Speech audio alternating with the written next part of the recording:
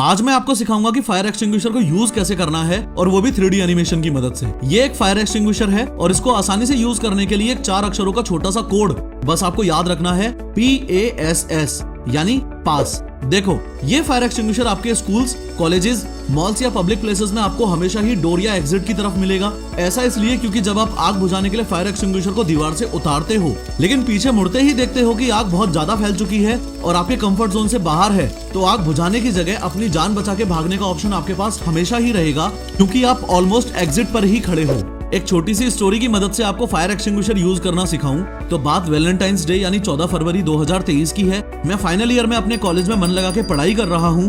अचानक खबर मिलती है कि फर्स्ट ईयर के क्लासरूम में आग लग गई है और वहां हम पहुंचे तो मैंने देखा कि मेरी क्रश का छोटा भाई बुरी तरह आग में फंस गया है। मुझे पता है कि अपनी क्रश का भी क्रश बनने का इससे बढ़िया मौका मुझे नहीं मिलेगा, इसलिए मैं दौड़ के फायर एक्सटिंग्विशर लेके आया। अब इसे यूज करने के लिए जो पहले एक कोड मैंने आपको बताया था, पास, उसमें पहले P का मतलब है पुल।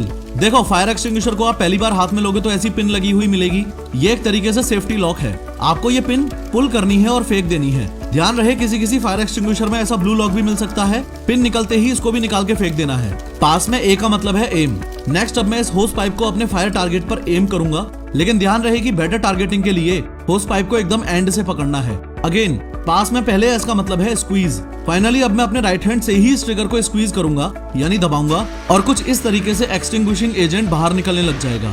अब जब तक मैं अपनी क्रश के भाई को आग से बचा रहा हूं तब तक आपको ये बता दूं कि अगर आप भी ऐसी 3D वीडियोस बनाना सीखना चाहते हो तो पिन कमेंट जरूर चेक करना।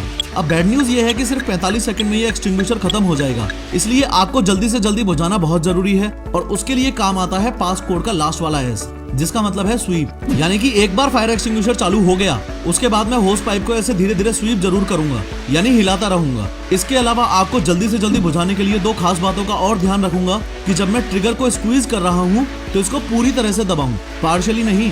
दूसरा ये कि होस पाइप को इस तरीके से टारगेट करूं कि एक्सटिंग्विशिंग एजेंट को आग के बेस में मारूं, ऊपर फ्लेम्स में नहीं।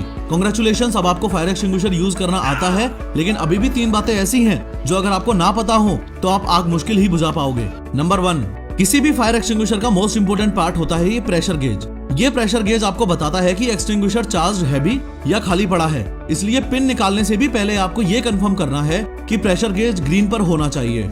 नंबर 2, फायर एक्सटिंग्विशर को यूज करते वक्त जैसे जैसे आप आग के नजदीक जाते जाओगे वैसे वैसे आपको नीचे झुकते जाना है। इसके पीछे बहुत ही बेसिक साइंस है। एयर की डेंसिटी ज्यादा होती है और स्मोक की डेंसिटी कम होती है। इसका मतलब एयर भारी है और स्मोक हल्की है, इसलिए एयर जमीन के ज्यादा से ज्यादा पास रहेगी और स्मोक हाइट पर रहेगी। दैट इज वाई अगर आप झुक के चलोगे तो एयर इनहेल कर पाओगे और खड़े रहोगे तो जो ऑब्जेक्ट्स जल रहे हैं उनकी स्मोक आपके अंदर जाएगी और आपको सांस लेने में दिक्कत होगी।